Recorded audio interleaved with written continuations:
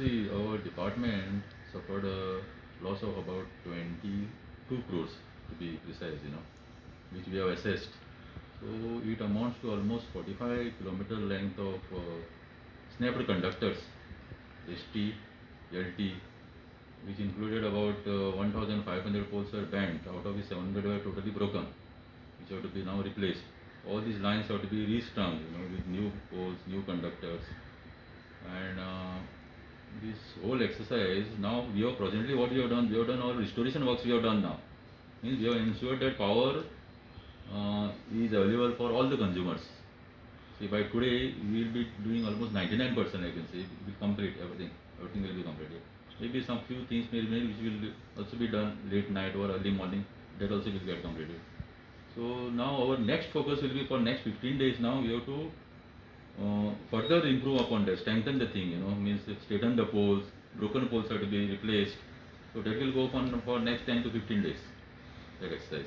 So which are the areas which have been most affected due to this? Generally, all areas were equally affected because what happened now, except say where underground cables are there, say Margaon was not affected. Margaon, Nue, Verna, Lotli, Penjim, then some parts of Pororim, I can say, Kurchoran city, they were not affected because it is already underground cabling.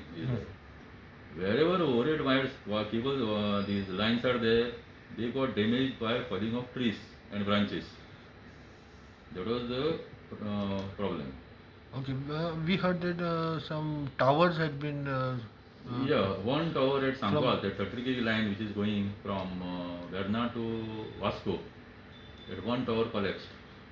Similarly, Kurlim feeder at Banastari, on the either side of the river, there are two towers are there. So one tower has collapsed. So now we have already taken action to salvage that particular issue. But power was fed through some other sources because we also always have those interconnections. Which are the main areas where the still lights are not there?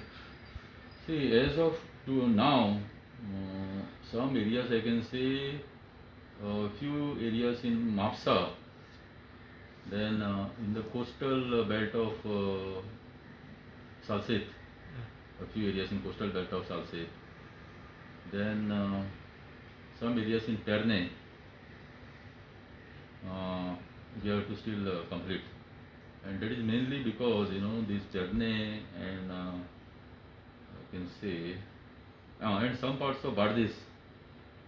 So those are long feeders. So when we expected, sir, the total work means the light will. No, today evening itself. No, see 90 almost. We now by now since they started even today morning. By now they have completed almost I can say 95% has been completed. So before government has been planning to underground this thing, and what happened for that? See, we have already completed. I said some places it is completed. Some Margaon it has been completed. Nue Verna completed. Kurchorem it is completed. Penjim completed. Some parts of Pungolim also it is completed. Then Poronim is done. So many areas. Mapsa we have already approved. We have tendered. Mapsa underground cabling has been tendered. So we will be getting government approval for award of the work. So that will happen. And in many other places also we have already sent approvals. So our main this is those 30 kV feeders and 11 kV feeders conversion. Because suppose one 11 kV feeder gets damaged, it affects a large area. So that is our first is aim to convert all 30 kV and 11 kV feeders to underground cabling. So how long it will take to be underground all go? No, see finally it requires all funds. It requires huge funds. Plus that will take time because there is logistical issues also may be there. Because these are all habitable areas. Then excavation, digging the roads is a big challenge. You have to do it in phases. Okay. So maybe that's why, as I said, 30 kV feeders, what balance you should convert to underground cables, 11 kV you convert to underground cables, and then progressively you take where more saturated areas are there, where more people are saturated, those you convert to underground cable. That should be the strategy. But finally, funds is a big this challenge. Okay, sir. Thank you.